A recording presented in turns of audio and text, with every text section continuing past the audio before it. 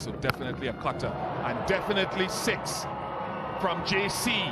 The DBS Morning News has been brought to you by Republic Bank Caribbean Premier League T20. See cricket played louder at CPL.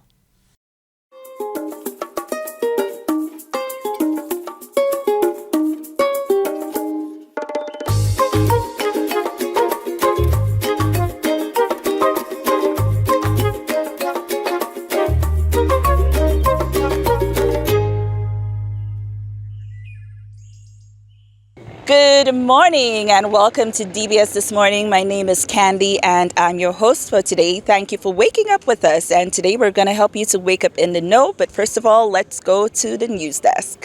Good morning. The St. Lucia Tourism Authority, the SLTA, has released its latest stayover figures, revealing a 12% increase in stayover arrivals over the year before. January and May this year was the stellar months performed by St. Lucia, where we recorded 3% growth over 2019 figures, which again is a stellar performance. The months of June and July saw some dips, as Minister alluded to, but we did mention back in March that this expected dip in arrivals was due mainly to decline of stock, the UK challenges, as well as some of the unexpected economic woes both in the US, the UK, and some contraction as well in the Caribbean. When we projected for the year this year, we did say that the Caribbean would be one of our growth pillars this year compared to last year. And definitely we have seen such growth. The U.S. market led in 5 months of this year, with April being the best performing month ever for stayover arrivals from the U.S. The UK market continues to remain strong, while growth was recorded in the Canadian market over last year. TF. Those are your top stories. Thanks for watching. Good morning. Thank you for sticking with us. When we come back, we're going to be talking to Kirk Elliott, who is a community tourism advocate who has been preaching conscious entrepreneurship. And we're also going to be speaking about how the financial landscape is changing and what we need to be doing to keep up with that. We're going to be speaking with Jody Boodoo, who is the chairman of Penny Pinch, about the progress we've been making in that area.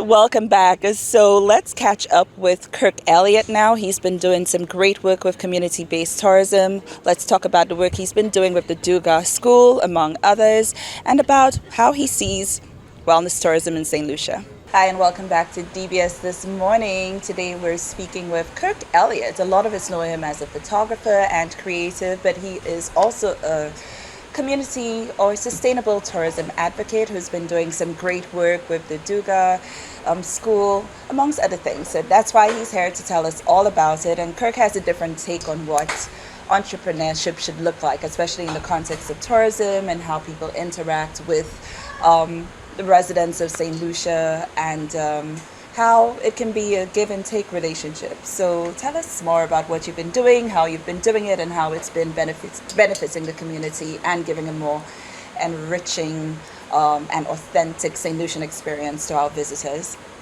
Okay, so first of all, Candy, thanks for having me on. Hello to everyone in viewership land. Yeah, like you said, community tourism and how it ties in a very deeper way.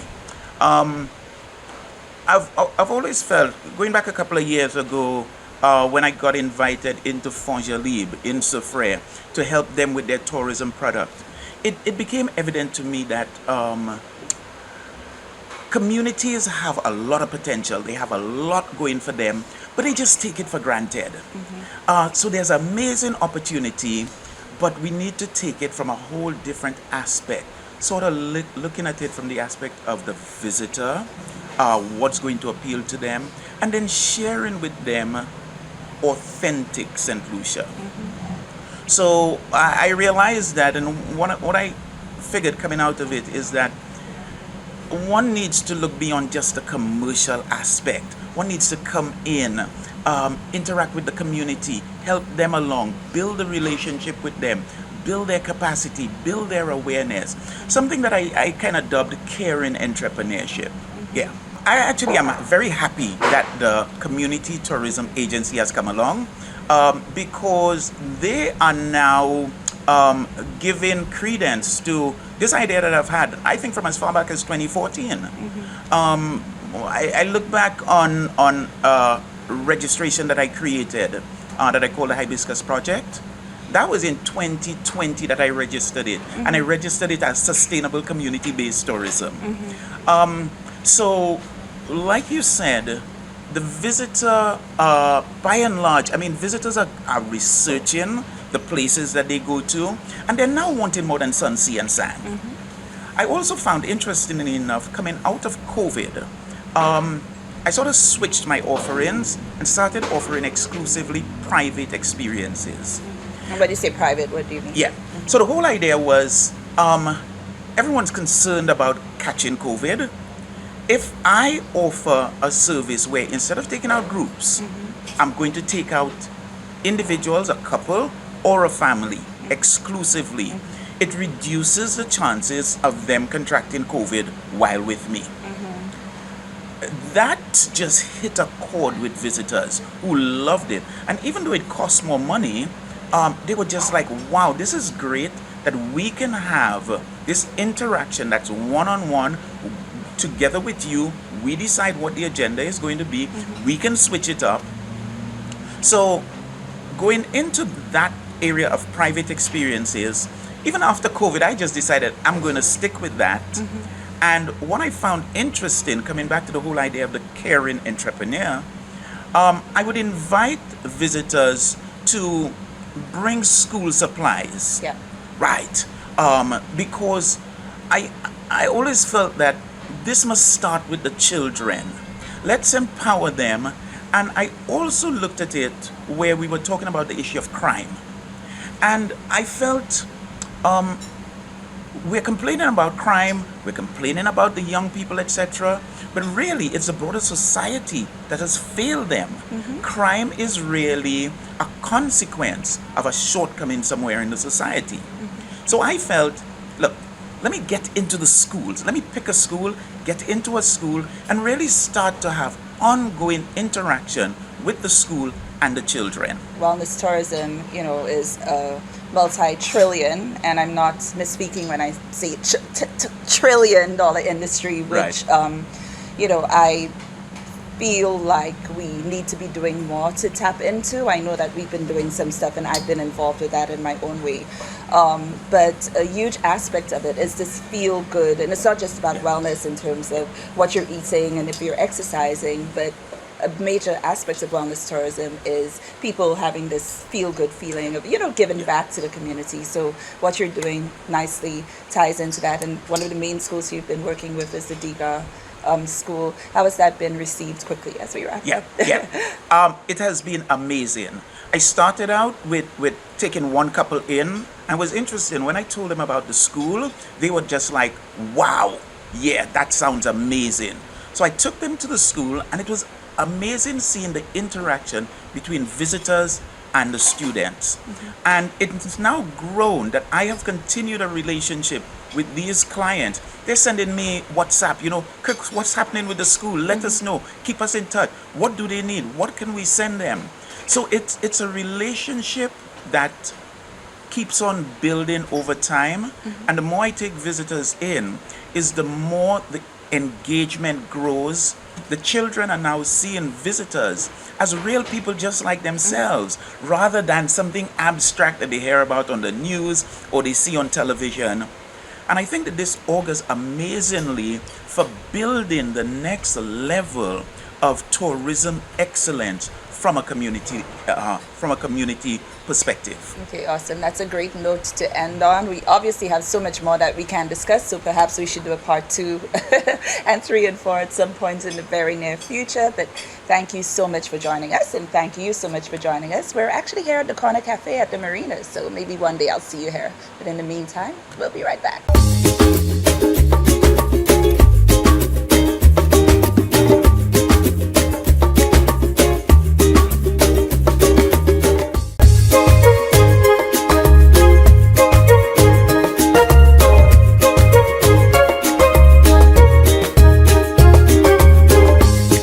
Right, so in a world where we know about Cash App and PayPal and Venmo and all other sorts of contactless payments that happen in an instant, how does St. Lucia fit into that category? Jody Boodoo is the chairman of Penny Pinch, and we caught up with him about Penny Pinch and what they've been doing to move us forward in that area. Hi, and welcome back to DBS This Morning. I'm Candy, if you're just joining us, and I have the pleasure of being joined by Jody Boodoo today. He is the chairman of Penny Pinch. Now, you may or may not have seen the ads going around.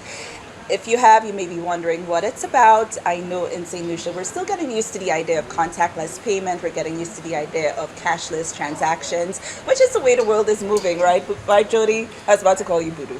Yeah. Why would I call you Boodoo? I call you Jody all the time. Anyway. Friends for a long time. Yes. Yeah, the world is moving to cashless. Well, it has already moved to cashless payments. So I think we're probably, I don't know, maybe 10, 15 years behind that curve, but we're catching up now. So in the region from Bahamas all the way down to Trinidad, there are fintechs who are starting to innovate.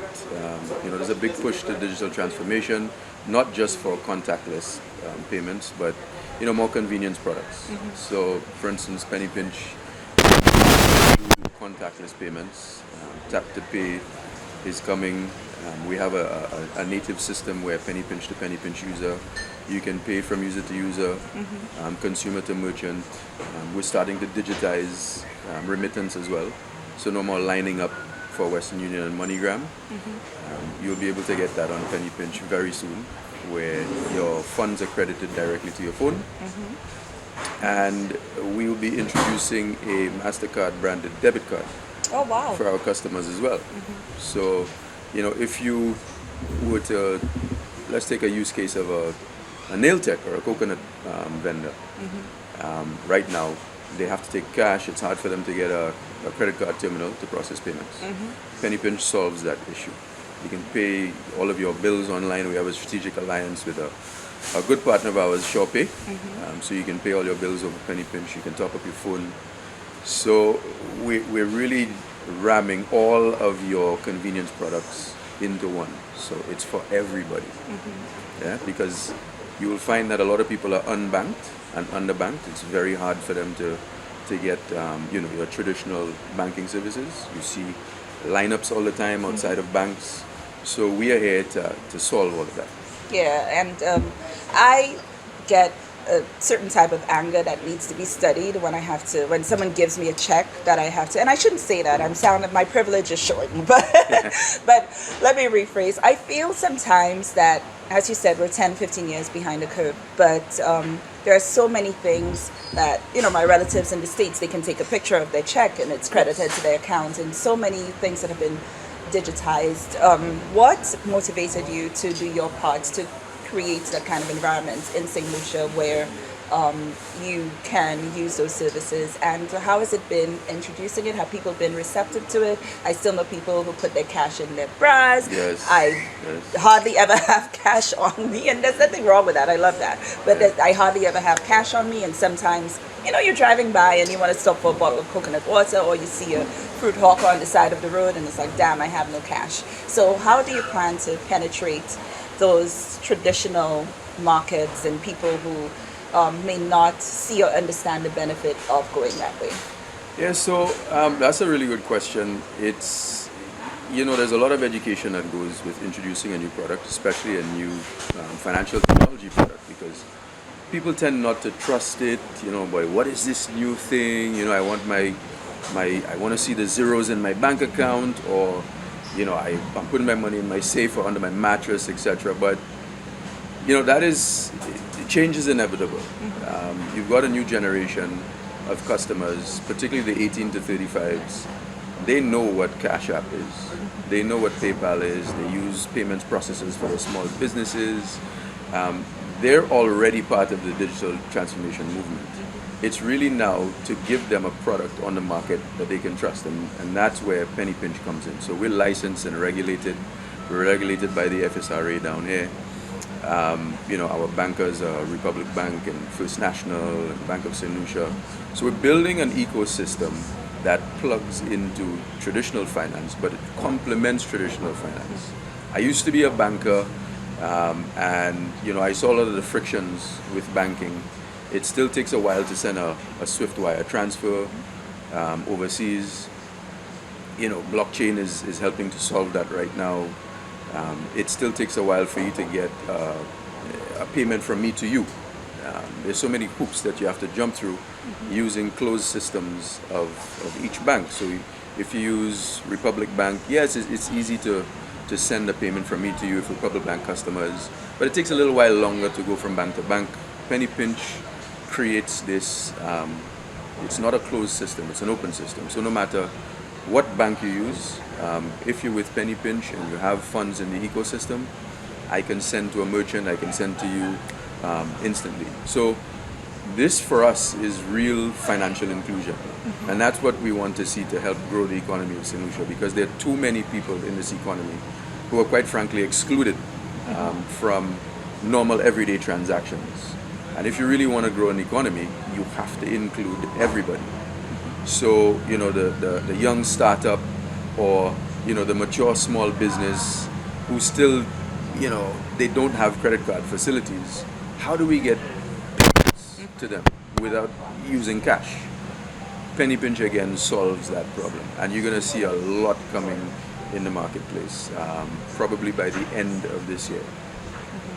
So I know that you said it's for everyone, but what demographic have you realized has hooked on to this idea more? I would say definitely 18 to 35. I would say in terms of socio-income bracket, between 18 and 35, it really doesn't matter. I mean, I have bank accounts at almost all banks in St. Lucia, and I tend to use my Penny Pinch a lot, not just because I have a vested interest in it, but it is just so super convenient. Like, I haven't walked in to a utilities company to pay a bill in 2 years. Wow. I pay my bills, I can pay 3 bills in probably 20 seconds using Penny Pinch. I can send top up to people 10 seconds using Penny Pinch. Remittance is coming as well. Small businesses use it all the time to accept payments. So that demographic, in terms of the age demographic, it's that sweet spot of 18 to 35. That's probably about 40% of our customer base. The rest is spread between younger and older users. But it really is a solution for everybody. Okay, that's fantastic. And we have to wrap up, but maybe we can do this again and you can show us exactly how we can get on to Penny Pinch so Most people have a definitely. clearer understanding of how it works. But in the meantime, where can they go to figure out what it is and how it works and how Right. they can get on board? So you can follow us on Instagram, My Penny Pinch app. You can follow us on Facebook as well. Our website is www.mypennypinch.com. And we're doing segments such as this. The CEO, Martin Hanna, he's been doing radio rounds. You're going to see a lot coming from us. We have set a full launch by the end of this year, because hopefully that's when we're going to introduce our MasterCard branded debit card, and we're going to blanket the landscape with Penny Pinch. We're coming into your communities, and we're going to see a lot more on radio, a lot more on TV, a lot more on DBS, a lot more on social as well, because we have a product that is phenomenal, and I think the market needs it. You asked a question about how it has been received. We've had a phenomenal reception to Penny Pinch. There has been some frictions since we've launched, because you think you know the market.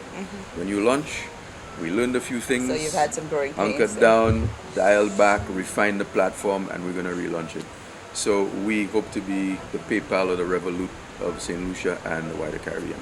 Okay, well, thank you, Jody. This has been very enlightening. I hope you found it enlightening as well. He told you where you can go and find out more, and we'll definitely be talking to Jody and Martin and everybody at Penny Pinch a lot more in the future. Good luck, and thank you for what you're doing to revolutionize our financial system here in St. Lucia. We will be you. right back.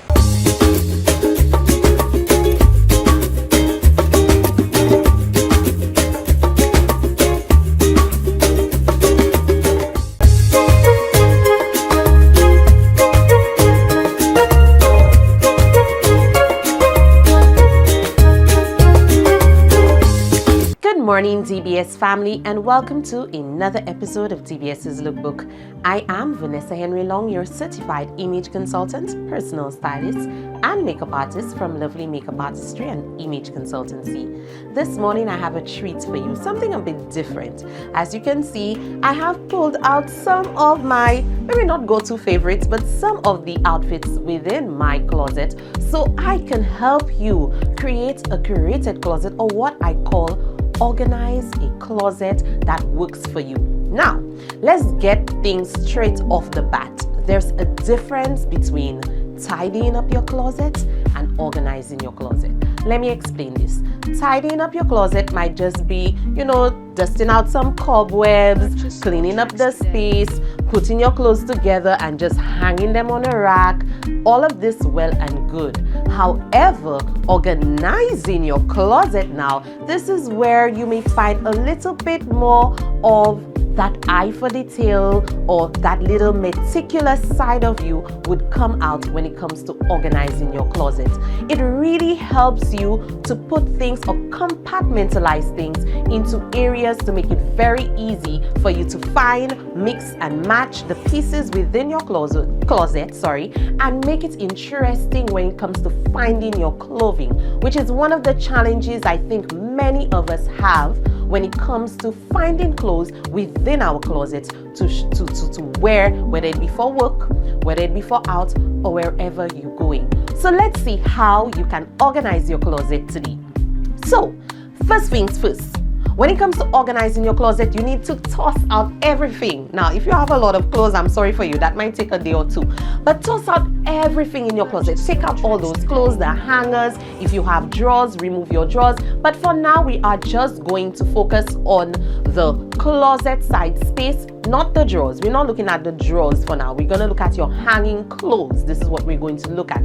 I'm going to come to the drawers and the folding in another episode. We're taking it bit by bit to help you create a closet that works for you, that works for your lifestyle, that works for your personality style, and that also works for your body type. You heard these three things: lifestyle, personality type or personality style, and as well your body type. So when you think of organizing your closet, these are the three things that need to come to the forefront.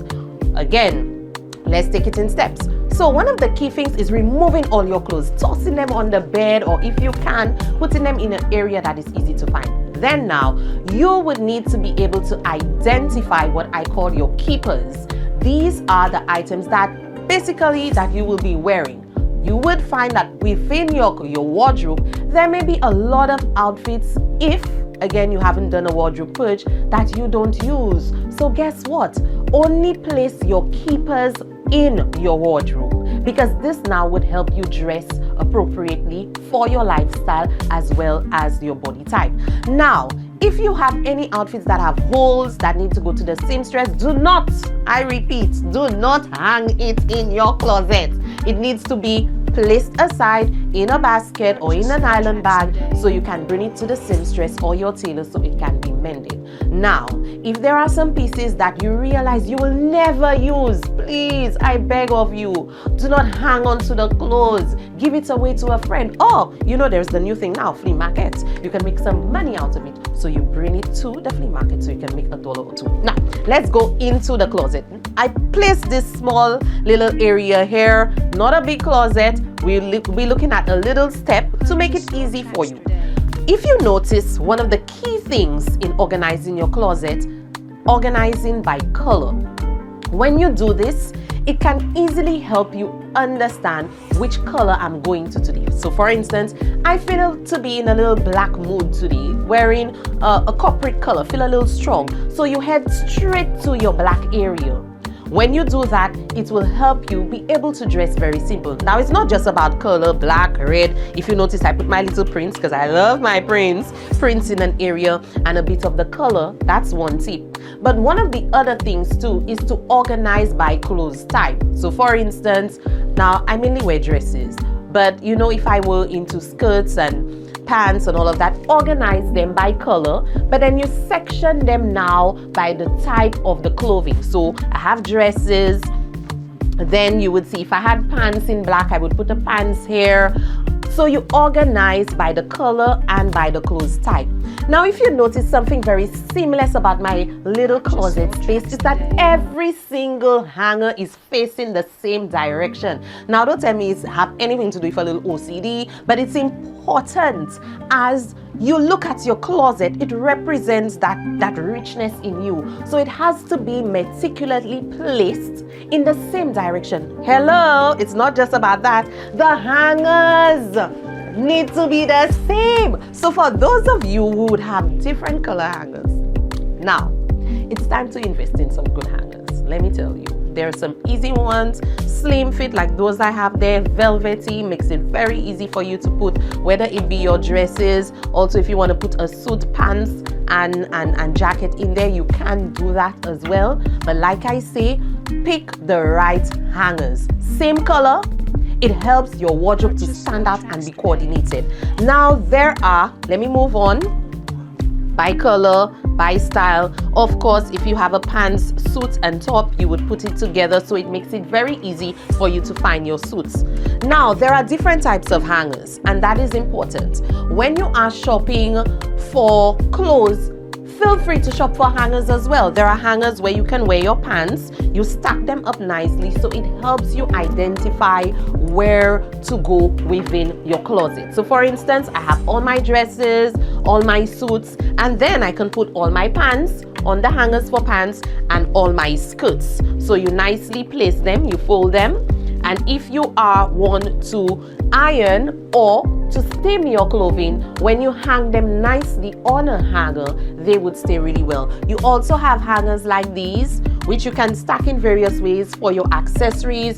You can choose to put them down to create more space in the closet, or choose to create what I call an area where you can nicely stack them up and place it. For example, if you have all white tees, various types with various sleeve lengths, you can put them nicely in there, so you're able to see your closet in a very, not full, but in a very palatable way. Because let me tell you, when it comes to you dressing and making dressing interesting, one of the easiest ways is to create an organized closet that speaks to your lifestyle, the favorite colors that you have, and of course your body type. I hope you did enjoy this episode on the Lookbook. See you next time, where we'll be seeing how to fold clothes. Bye.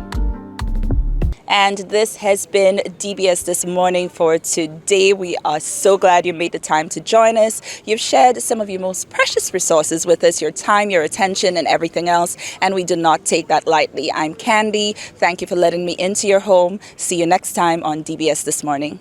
Definitely a cutter, and definitely 6 from JC.